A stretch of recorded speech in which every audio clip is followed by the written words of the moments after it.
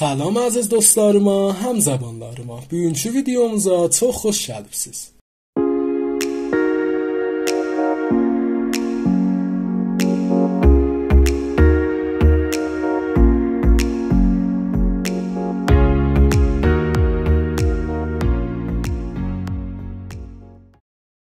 Məcmuələri yazmaqda məmulən böyük latin hurufdan istifadə edirik. Məsələn, məcmuəyə A və B. Əgər istəsək deyək bir dənə ədəd uzv bir dənə məcmuədir ya yox, əlamət uzv budəndən istifadə edirik. Məsələn, 2 uzv A-dır. Amma əgər istəsək deyək bir dənə ədəd uzv bir dənə məcmuə deyil, əlamət uzv nəbudəndən istifadə edirik. Məsələn, 4 uzv A deyil. Bir dənə ayrı rəviş məcmuələri göstərmək üçün varımız ki, adı numudar vendir. Numudar ven deyir ki, biz eləyə bilirik məcmuələri şəkillərlə nümayiş verək. Məsələn, burada 1, 2 və 3 uzv məcmuəyə adlar. Şəkilləri məcmuə hesab edirik və şəklin içindəki ədad bu məcmuənin uzvlarıdır. Məcmuələri tədad baxışından iki qismətə təqsim eləyə bilirik. Mütənahi və namütənahi.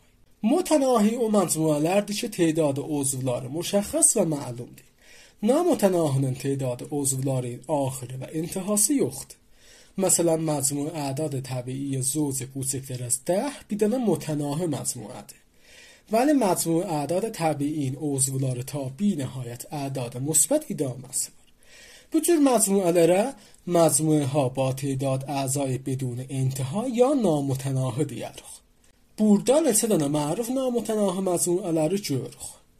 Məcmuə ədad təbiin hərf n-ilə göstəririk, birdən başlar ta binəhayət idaməsi var.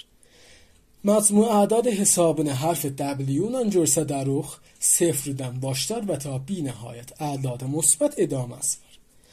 Məcmuə ədad səhih hərf z-ilə göstəririk, sıfır, kull ədad müsbət və kull ədad mənfi bu məcmuənin əzalarıdır. برای bu ki mütənahi məcmuələrin tədadı əzasını görsədək, bu halətdəki görürsüz yaza bilirik.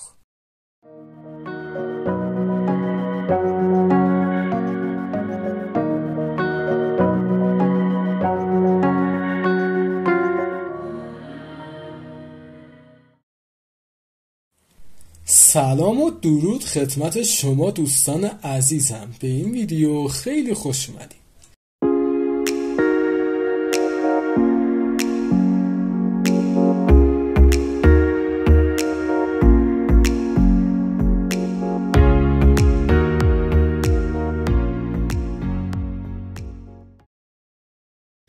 برای نمایش مجموعه ها معمولا از حروف بزرگ لاتین استفاده می کنیم. مثل مجموعه A و B. برای اینکه نشون بدیم عددی عضو یک مجموعه هست یا نه، از علامت عضو بودن استفاده می کنیم. مثلا 2 عضو A هست. برای اینکه نشون بدیم عددی عضو یک مجموعه نیست، از علامت عضو نبودن استفاده می کنیم. مثلا 4 عضو A نیست. یک روش دیگه برای نمایش مجموعه ها داریم به اسم نمودار ون.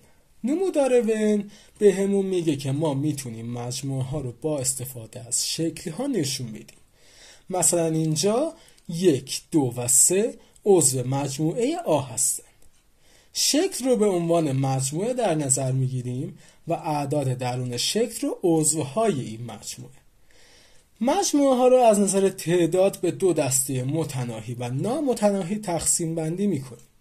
مجموعه هایی که تعداد عضوهاشون مشخص و معلوم هست رو متناهی، مجموعه هایی که تعداد عضوهاشون انتها نداره رو نامتناهی میگن.